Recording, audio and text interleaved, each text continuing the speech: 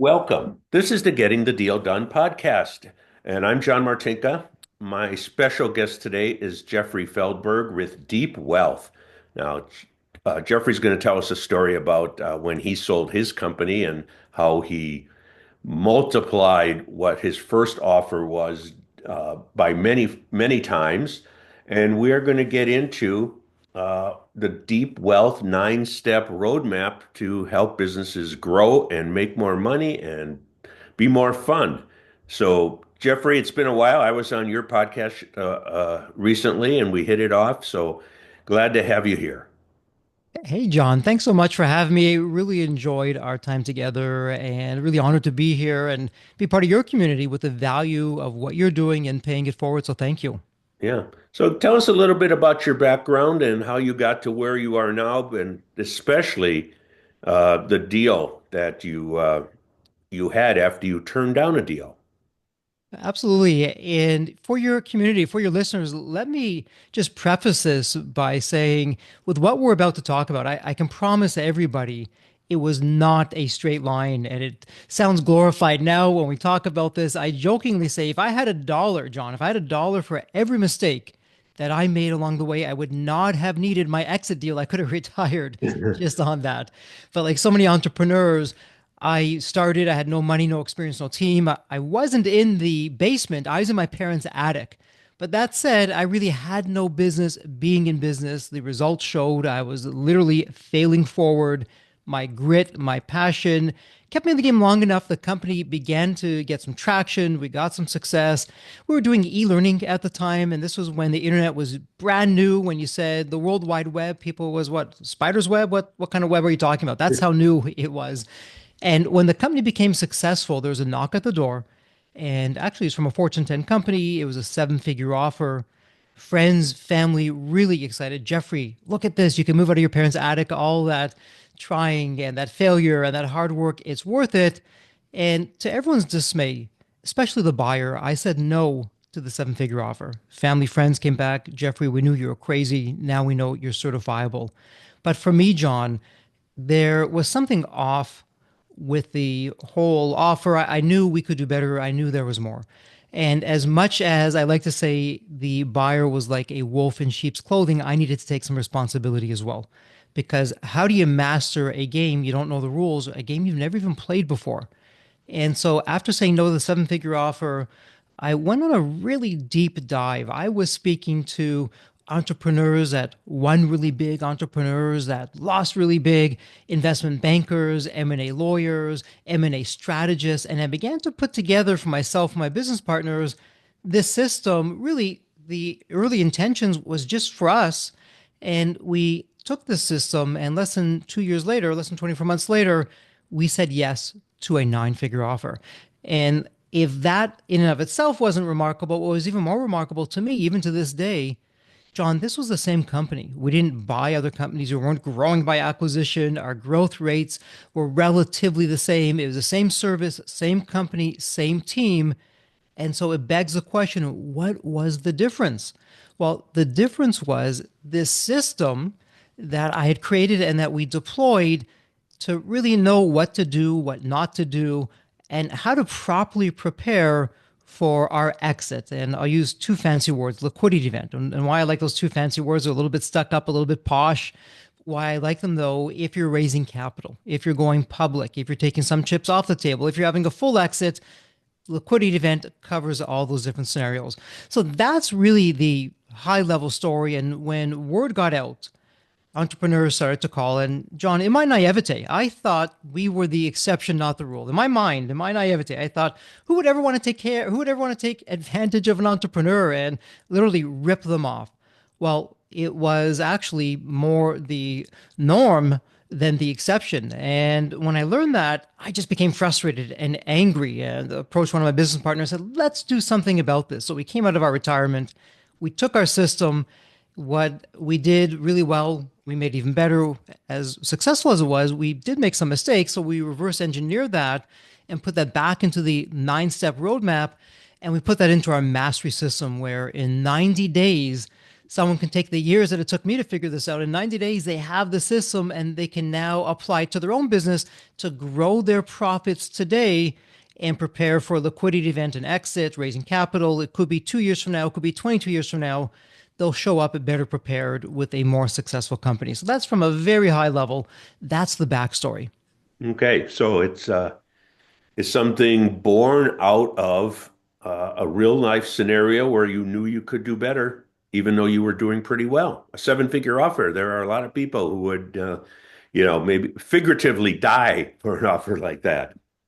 Absolutely. And listen, there's nothing wrong with a seven-figure offer. That's terrific. And at the same time, though, let me share two statistics with you. And I say these every day. And as you mentioned, I was so fortunate to have you on my podcast, and I'm on with other business owners and M&A advisors like yourself. It still staggers the imagination. Up to 90% of exits will fail. So think of all the time, effort, and money that goes by the wayside. And even more staggering to me is for most business owners, John, they don't have the benefit of working with someone like yourself. They don't have the benefit of the 9 step roadmap. When they cross the finish line, when they have, and I'm using air quotes, a successful exit or liquidity event, they're leaving 50% to over 100% of the deal value on the deal table, and they don't even know. So look at me. If I would have said yes to the 7 figures, and again, nothing wrong with 7 figures, but, and it's a big one, I would have been leaving all those extra zeros in the buyer's pocket. That I created that value. I created those deal points and those 9 figures, but I would have been settling for 7 figures. And to me, that's part of the fuel, the rocket fuel for me that gets me out of bed every day, of really helping to change the social fabric of society, one entrepreneur, one business owner at a time, one liquidity event at a time. So is leaving all that money or all those zeros on the table, as you say, just a function of not having the business where it should be, things they're not doing that they could be doing? The short answer is yes. And to give a visual, John, let's imagine now that I own a house and you're looking to buy the house. Well, you come to my property, there's an open house, and the grass isn't cut, the landscape's a mess. I have some boards up on some of the windows, and you walk inside the house and it needs a paint job real bad. And it has not been cleaned and everything is a mess, and you're walking through, chances are you're not going to pay top dollar. You're saying, hey, this is a fixer upper and this is going to take some time. It's going to take some effort and some money. So if I decide to buy it, it's a big if, I'm going to have to go less than what's being asked because I've got to factor in the time, the effort, the risk for me to fix this house up. On the flip side, you pull up to the property. The grass is manicured. You walk into the house, it's been freshly done over and it's been decluttered, and you have some beautiful furniture. Maybe I've even brought some furniture in to stage it. All the walls are looking immaculate.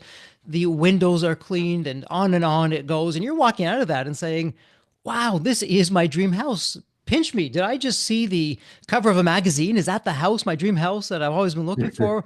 My goodness, maybe I'll pay over asking. And so, figuratively, that was me when I just showed up to that first offer, 7 figures. Hey, Jeffrey and company, what makes you so special? Well, our service, we got first rate service. Our customers love us. We're different than everyone else out there. Boring. And then when the 7 figure offer buyer found those skeletons in the closet, things that we didn't even know about, and he was telling us things about the company that could potentially put us out of business. It was certainly lowering our profits. Well, in the buyer's mind, what do you think's going on there? Okay, yeah, this is a fixer upper. I'm going to have to put a penalty on that. Versus when we put the system together, we knew what to do, what not to do, how to have the right team around us. It was, wow, this is an incredible company. Yeah, it's not perfect. It has a few warts here and there, but my goodness, this is a keeper. I don't want to lose this deal. Let me see what I can do to make sure that I come out a winner. And that's the difference. That's what I love about preparation. It's not a magic bullet. It's some time, some effort, a little bit of money in there, but it's the gift that keeps on giving, because whenever you show up for your liquidity event, for your exit, you have a more profitable company. You have a better company. And forget an exit, forget a liquidity event. If there's something wrong with a company that you don't know about and it puts you out of business, well, what does that say? We have some big problems on our hand. Never mind an exit, there's just not going to be a company. And so with a 9 step roadmap, its goal is to position you in the best of both worlds, growth and higher profits today, a terrific company to sell or to raise capital for tomorrow. Yeah, that and I agree totally, and I'll share.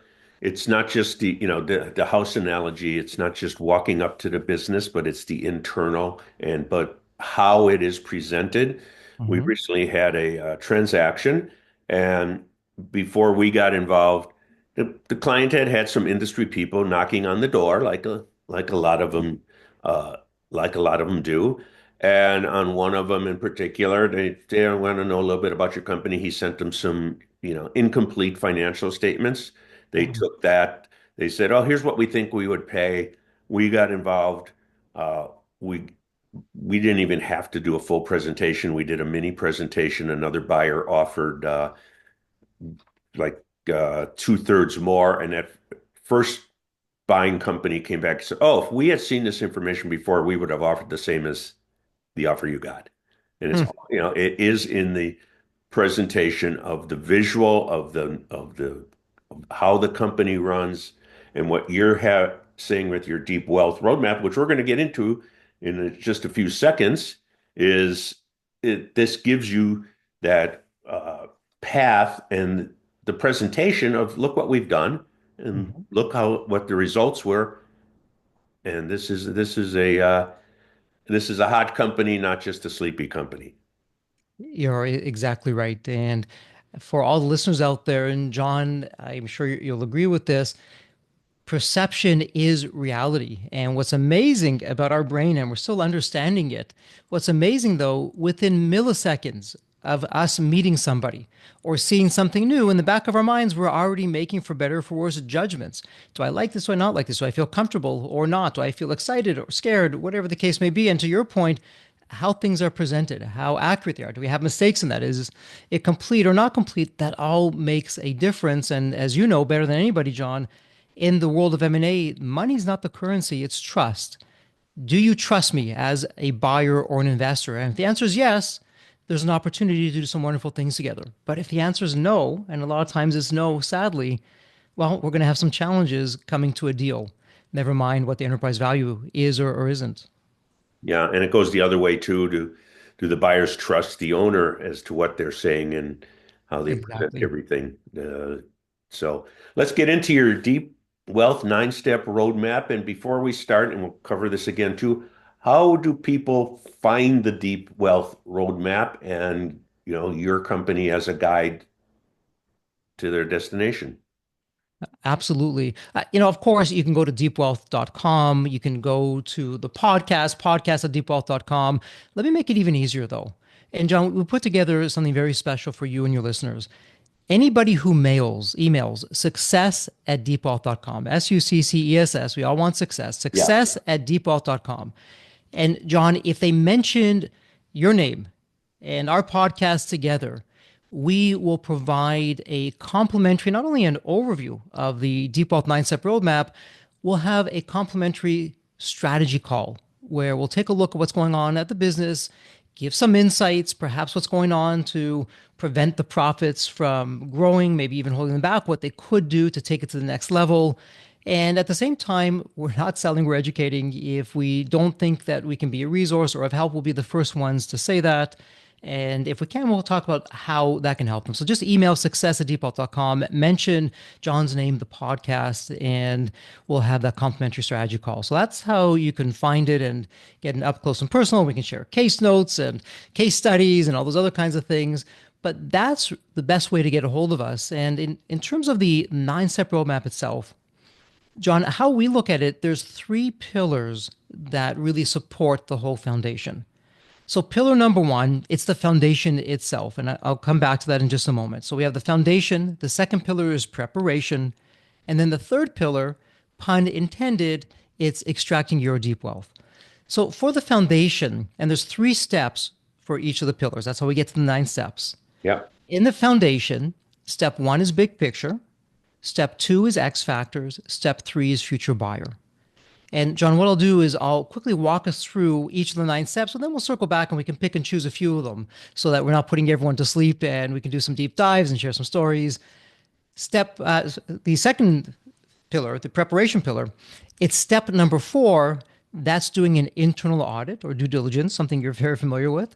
Step five is winning mindset. Step six, how do I choose the best advisory team, not just any team, but the best advisory team? And then we go to the third pillar. This is where the magic happens. This is extracting your deep wealth. And step seven is timing and execution. What do I say? When do I say it? Whom do I say it? By the way, this is one of the areas that I failed miserably in, me and my business partner. So we reverse engineered that. Step eight and nine are one of my favorites because step eight, skeletons and Rembrandts, what we do every step along the way, steps one through seven, we're doing two things. What are the skeletons in the closet? What are the things that I'm not aware of that are holding back growth, potentially could put me out of business? That if a buyer were to come in, an investor were to come in, they'd say, hey, I don't like what's going on here. I'm either going to walk away or I'm going to penalize enterprise value. So we find the skeletons and we either remove them, or if we can't remove them, we can at least talk about them, have a narrative around why they're there and how we're going to be removing them. And the second thing that we're doing is finding those hidden Rembrandts in the attic, putting them out for public display. What's a Rembrandt? It's actually going back to step two, X factors. A Rembrandt, this is an area that everyone's business has at least 3 to 5 areas, X factors, 3 to 5 X factors that a business is world class in.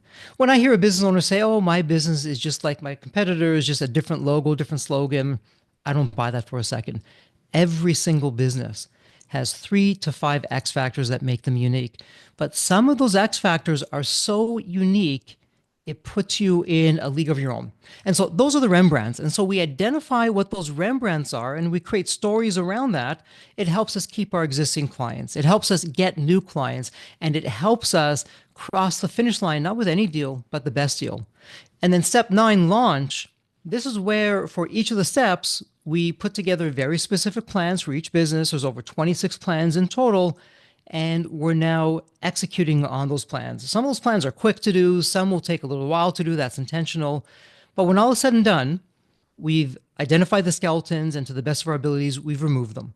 We've identified those hidden Rembrandts in the attic, we've put them out for public display, and now we've put together strategic blueprints, launch plans that are really going to make a difference.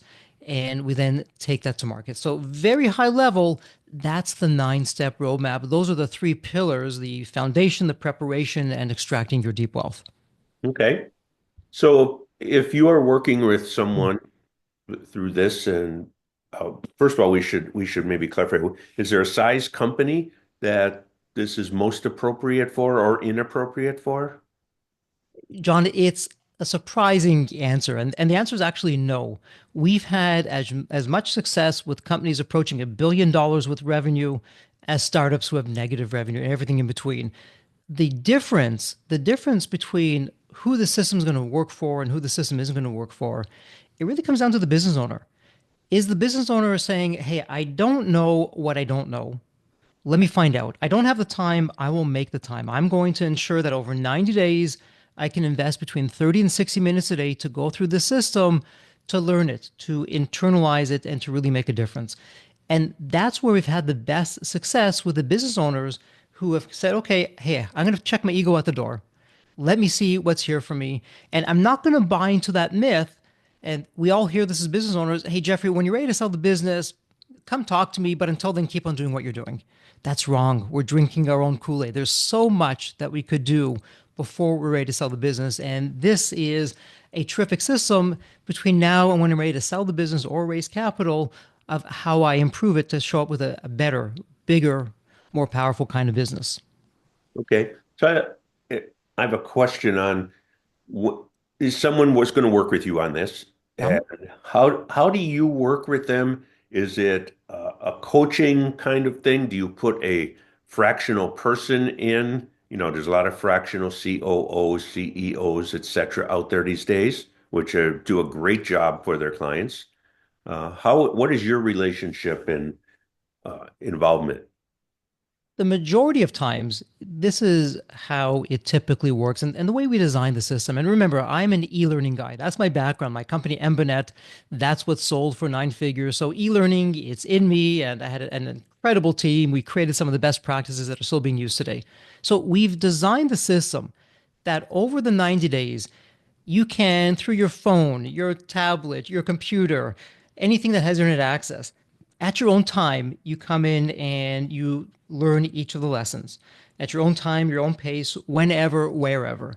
And so that's taking place on the one hand. And there's workbooks that you get, and you're doing this behind the scenes, and you're going to perhaps involve some of your team members to help you go through this. The second component is the community. And this is where you can ask questions. You can see what other questions people have asked, other business owners. Let's face it, it's lonely at the top. We can't often talk about this with our family or even with some of our team or our team members. But in the Deep Wealth community, everyone is signing a confidentiality, an NDA. What's said on the system stays on the system. And this is where I can ask the questions. This is where I can learn from other entrepreneurs who perhaps are further down the path than I am. And then we have masterminds where it's going to be a live session. And John, someone like yourself is going to be coming on and talking about what you're doing and sharing things like you and I had on our podcast. But now you're doing this for a small group where you're sharing things that we're just not going to hear, generally speaking, out there. And I'm walking away with new insights. And that's generally how it works. I'm coming in over 90 days. We are teaching the fisher person how to fish. And that was very intentional in how we did it.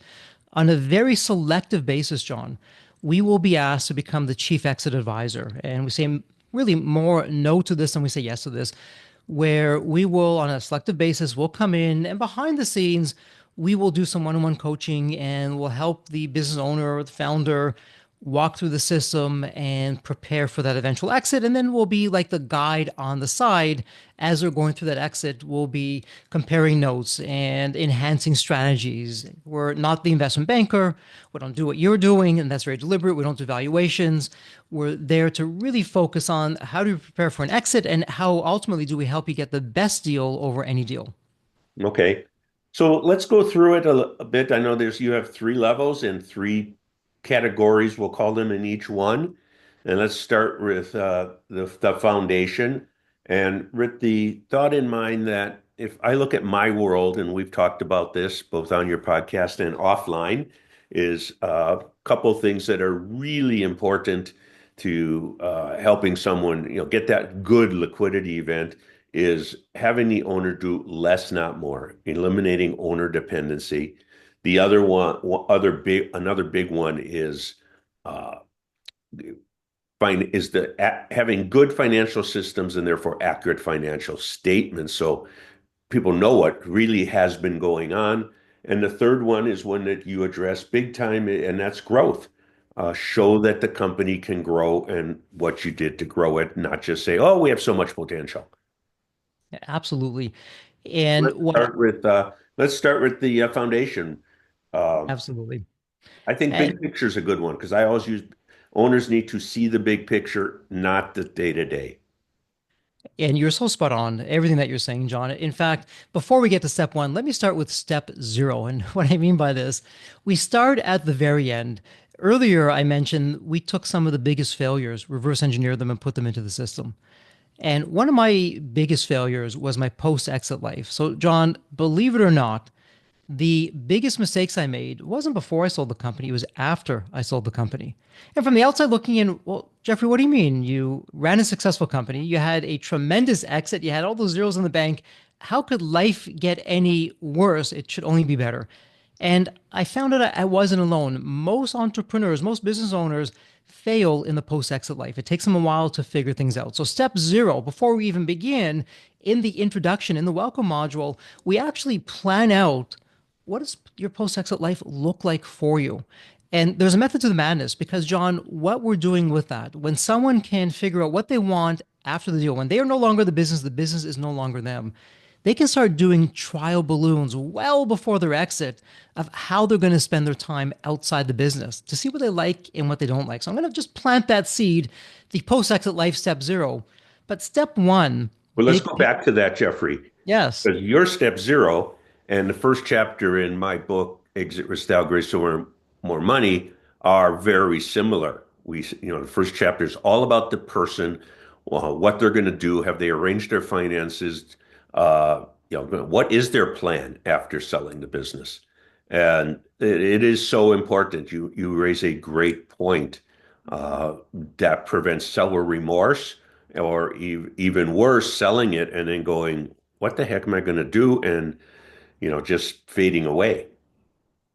Absolutely. And what I really appreciate about this area, John, you're one of the few that actually talk about this. For most, it's just information that's not out there. And I'll put myself under the microscope.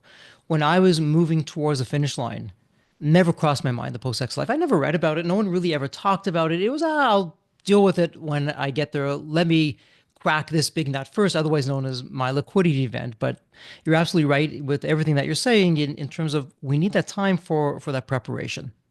Yeah. So let's get to the seeing the big picture. Okay, so what we're doing in step one, big picture, we're taking a step back and we're asking a question. It's a painful question, but we need to ask it. What could put me out of business today? And for most entrepreneurs, when we ask the question, oh, it could never happen. We're just so good. Okay, yeah, we hear that, but let's just imagine. Let's again check the ego at the door. So in step one, big picture, we're asking what would be another fancy word, inflection point. What's an inflection point? Well, 10 years ago, artificial intelligence was an inflection point. No one was really talking about it, was very rarely heard. It really wasn't practical. But fast forward to today, artificial intelligence is everywhere. And if we knew all about that, we could begin to prepare for that. So, step one, big picture, what's an inflection point? It's small right now, and I'm going to follow that. I'm going to track to that. I'm going to put some plans around that. Because with an inflection point, there's two sides to an inflection point. It'll either put me out of business, or I can be the one to put myself out of business and into a bigger business. And John, you'll notice this has nothing to do about an exit or raising capital or anything else like that. It's really how am I going to take my business to the next level? And in Deep Wealth Mastery, a little bit of a spoiler alert, we do all kinds of case studies. One of the case studies that we talk about, it's Netflix versus Blockbuster. And Netflix, very early on, they identified that fast internet bandwidth, high speed bandwidth, would one day allow for the ability to stream movies at home. Blockbuster, the 800-pound gorilla, said, look at us. We're the best. We're the 800-pound gorilla in the arena here. We don't need to worry about that. And they buried their head in the sand and they ignored it. We all know what happened. I know I'm just fast forwarding here and there's lots of details in between, but essentially a startup that almost went out of business many times, almost failed many times, ended up putting the nail in the coffin for Blockbuster because they identified an inflection point very early on, tracked it, built the company around it, and when the time was right, they pounced on it and they were the victor, not the victim. So, step one, big picture, that's what we're asking of different things that could put us out of business. And now that we've identified them, okay, what do we need to do to build some plans that we can prepare, that we can take the company to the next level at our own pace, at our own time? Because, John, let's face it, I'm sure you've seen this too many times. By the time a company identifies a big inflection point, wow, is that difficult? It's almost too late, if not too late, because it's already happened. And now our back is against the wall and we've got pressure and stress and we're trying to deal with it. Maybe we can, but wow, we are going upstream instead of downstream. So let me pause it right there, put it back to you of step one, big picture. Any questions on that, or is that making sense? Yeah, no, it's looking for those opportunities and the we all, as anyone as an owner or a CEO sometimes gets too close to things and you can't see the forest for the trees. What you're Yeah, trying to do is get them to see the whole forest and that's right. and the paths through the forest. Yeah, you're absolutely right. And so from step one, big picture, what I want you to imagine now, we've come out with a number of launch plans that talk about how we're going to put ourselves out of business and go into a bigger business, how we're going to increase our growth, our profits, our market disruption capabilities and opportunities. And now we go into step two, X factors. And by the way, just before we get going, nobody believes me when I tell them this up front. I tell them steps one, two, and three, if that's all that you did and you did nothing else, that's worth the price of admission. Everything else is a bonus. And they, yeah, Jeffrey, whatever. But they come out of steps one, two, and three. And Jeffrey, wow, you were right. If I did nothing else, if I just did the foundational three steps, my business is infinitely better. But I have the other six steps that I can do. And wow, that's the cherry on top. That's the icing on the cake that added so much more value. But in step two, X factors, what we're asking, what we're identifying, okay, where is our company unique. Now, one of the questions, John, to your point, and you talk a lot about this in your books, does the company run without you? And even if you have a management team, we just want a yes or no answer. Does it run without you? Yes or no? And we rarely get a yes or no. It's, well, hems and ahs, and let me tell Yeah. you this story. Usually, though, it's no. It doesn't run without the business owner. And by the way, John, myself, my business partners, that was another one of the mistakes that we made. We realized this, it was late though. By the time we put a management team in place, we want to have some more seat experience. By the time we went through the liquidity event, that hurt us a little bit. We didn't have that. But the X factors are identifying, okay, does a company run without you? What's your culture like? That's another X factor. How's your leadership team? What are they doing? How would they rank? How would they rate? What else is unique about the business that you're not going to find anywhere else? Because the goal of coming out of the 9 step roadmap, John, when you come in and if you're going to take us to market, one of the questions you may ask is, okay, who can I compare you to? What you want to hear and what the entrepreneur wants to be able to say, well, John, we're in a category of our own. You really can't compare us to anybody. We are in this category. Here's the X factors. Here's why. This is why we can write the rules of what our multiples are and what the enterprise value is going to be, as opposed to saying, oh, well, we're just like this other company. So that's really, give or take, value wise, where we're going to be. So X factors help us do that, of identifying what makes us unique. We then take those X factors from step two and we plunk them into step three, future buyer. Now, step three, future buyer, this is the art and the science of thinking like a buyer. And John, I've got a confession for you. That 7-figure offer. Wow. Looking back, putting myself under the microscope, I was selfish. I didn't care about the buyer. All I cared about, would the buyer's check cash at the Mm. bank? I didn't care. Can I help the buyer? Can I not help the buyer? I don't think I'm alone with that. I think for most entrepreneurs is, let me just tell you how great I am and how great my business is. And yeah, if your check's going to cash, that's great, but I don't really care about anything else. We take that and we turn it on its head. And for step three, future buyer, it's not a zero sum game. It's not John, you win, I lose, or Jeffrey, I win, John, you lose. It's how do we create a win, win, win? What are the specific problems that the buyer has that I am uniquely positioned to help them answer? Goes back to step two, X factors. We learn how to create a narrative. How do you create a compelling narrative? We go into all kinds of psychological studies, the science behind it of how a fascinating narrative gets people to not only relate to me, but become excited about the opportunity. And the science shows if I'm a good storyteller and I have a great story, the areas of the brain that light up in me when I'm telling the story, those are the same areas in the brain of the listeners that are also lighting up. And so with step three, future buyer, you're coming out of that, finding for your top buyers what's of interest for them, how to tune into their favorite radio station, the world's favorite radio station, WII.FM, the What's in It for Me radio station. So that they're coming out of this saying, wow, I love this opportunity. I want to not only win this, I'm going to guarantee I win this. I'm willing to pay a premium. And John, a quick story about this. When we went to market the second time around, there were, I'm going to round up a little bit, there were close to 200 companies that put in a letter of intent that, yeah, they were interested to buy the business. And we had a terrific team around us of investment bankers and other M&A advisors. And based on that list, we brought it down to the top five. Based on the top five, we researched them. We did our due diligence on the top Yeah. five buyers. We knew them as good as they knew themselves. So when we created our narratives, you would have thought that we were one of them talking to them, and it resonated with them. It got them excited. And that's why there was literally a feeding frenzy to buy the company, that we had people overbidding to get the deal done. And that's the power of step three, future buyer. And by the way, one of the things that you learn in step three, future buyer, John, I can have three offers, very similar, but they're going to be completely different because, well, is this the best buyer for me or not the best buyer for me? And in step three, a future buyer, we talk about a very special strategy. It's rarely used out there. Most business owners don't know about this, of how to figure out, how to determine which buyer has the best cultural fit for you. And that's the one that you want to go with in terms of going into discussions. Because as you know, once I sign one letter of intent, my leverage goes away. All the other potential buyers, they're walking away and it becomes much more difficult. So if I'm going to do that, I want to make sure the first time out, I have the best potential buyer that's lined up. So that's the foundation, very high level. Step one, big picture. We're identifying what we can leverage, what inflection point can we identify to take us to the next level. Step two, X factors. What makes us incredibly unique out there in the marketplace?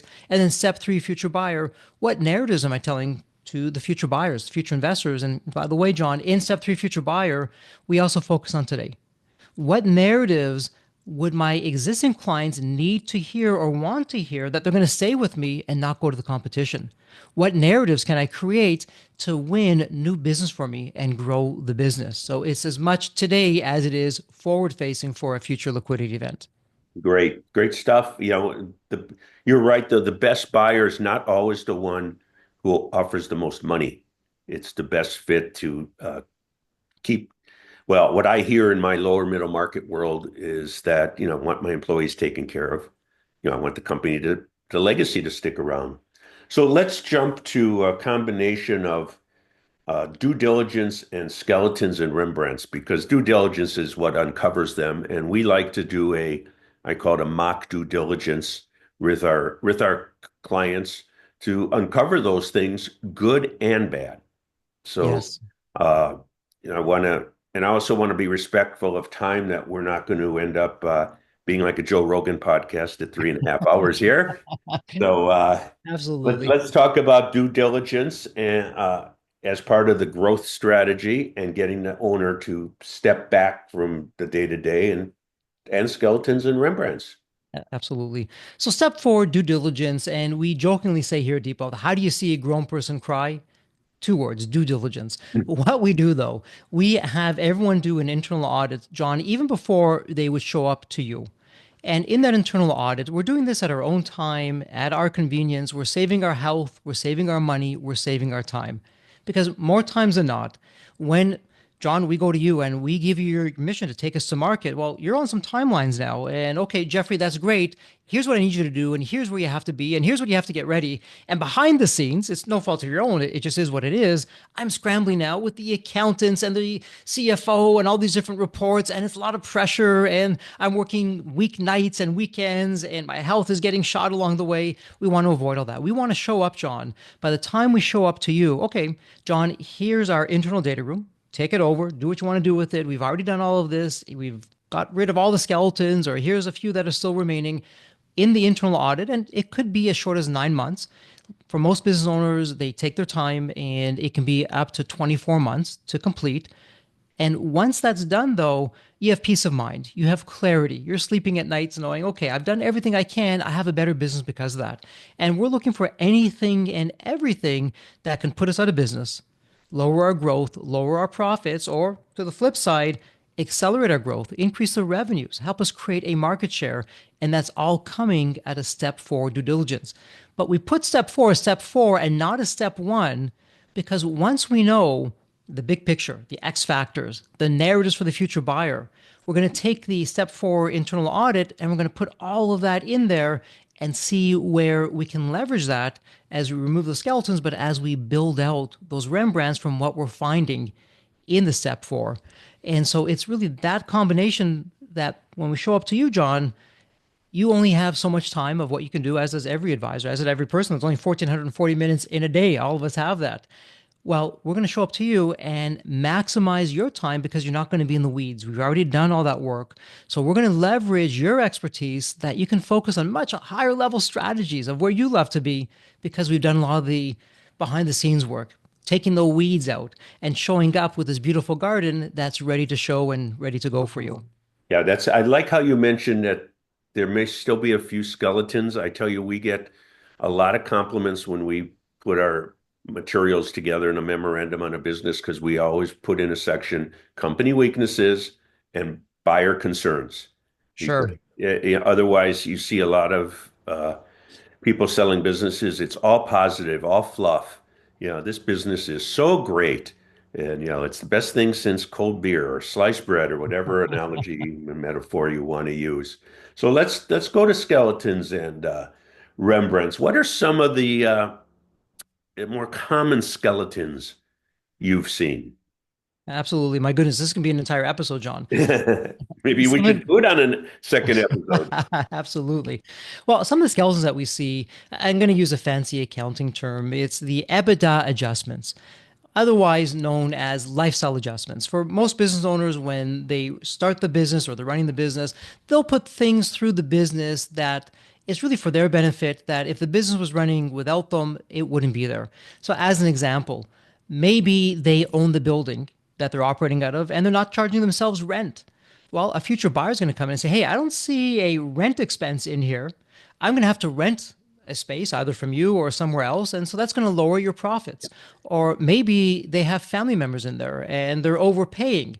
And now they're coming to the future buyer saying, well, you don't really need these family members here and you don't really need me here. We should take down what our salaries are. And the buyer's going to say, well, I'm not so sure about that. Or maybe they have excess inventory because if they're like me, I like two belts and two suspenders. I don't want to leave anything to chance and I have oversupply, and I'm going to the future buyer and saying, well, you don't really need that much inventory. And the buyer saying, I don't think so. I'm going to keep that there. That's how you ran it, and that's what I'm going to base it on. Or perhaps they haven't done a deep dive and they owe some state taxes that they just haven't paid. They have some back taxes. Maybe they're selling online and they haven't paid those state taxes. So we're looking for all those kinds of things which usually crop up. And maybe we have some employees who haven't signed the latest employee agreement. Maybe our intellectual property isn't being properly covered off. I mean, the list can just go on and on. And But it what does. It goes on and on and on. And I love that you mentioned state taxes. We had a client a couple years ago as we're getting close to the finish line. They found out that uh, they owed over $300,000 because they were selling direct in across the country and not reporting the sales tax to Ohio and Maryland and Missouri and wherever else. And yeah, it was a hit. Absolutely. And one of the other things that we do, John, in step four, you don't hear a lot about this. We talk about data privacy. I don't think a day goes by where I'm not getting some kind of email alert or I'm reading an article how a company's data was breached. And now their customers' names, email addresses, other maybe credit card information, who knows what it was, is now out there. Some hackers got that. Well, that can put a company out of business. And one of the things that we also do in step four due diligence, and by the way, no one's passed this test yet, we do a data privacy test. We reached out to a very experienced outside company. This is all that they do is data privacy. They're kind enough. They gave us some of their tests that we put into the system. Business owners go through it. And again, no one has passed that. And it's an area that's not talked about, but it's an area that can put you out of business. So we're looking for all those kinds of things that we can know about this ahead of time so that we can prepare that when we do show up, we're ready to go. And we're going to capitalize on that by having as few skeletons, if any, as possible. Yeah, sounds like you want to make life a lot easier for me and people who do what I do. Absolutely. Absolutely. So I want to finish up. We've been at this now about 40 some minutes. Winning mindset. Let's talk about a winning mindset. And again, how have you seen owners change their attitude towards the business and its future? So, with the winning mindset, and what I love about this is for step five, winning mindset is not just about our mindset.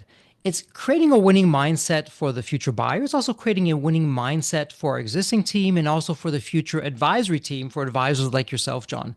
And so many business owners, when they go into this, are saying, hey, I'm hiring the advisors. I'm the one that's signing the check. I'm the one that's signing the check for my employees, my team members. Their loyalty is to me. They're on the same page as me. And we're saying, not so fast for most people, particularly your team members, they may have the perception that you're off riding into the sunset, all these zeros in the bank, and you've left them out to dry. And they may feel angry, frustrated, jealous, or the advisors don't quite see it that way, or the future buyer doesn't quite see it that way. So, for the winning mindset, we start with the business owner. How do we have a winning mindset that, again, it creates that win, win, win for all involved? So, my team members, I've shown them why they want this liquidity event as much or more than I do.